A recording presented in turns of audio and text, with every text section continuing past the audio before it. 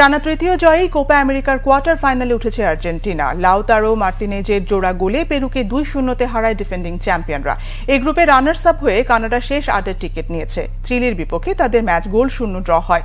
ফ্লোরিডার hard rock স্টেডিয়ামে বাংলাদেশ সময় রবিবার সকাল 6টায় শুরু হওয়া ম্যাচে আর্জেন্টিনা দলে লিওনেল মেসির এবং ডাগ আউটে কোচ লিওনেল স্ক্যালোনির না থাকার কথা আগেই জানা গিয়েছিল।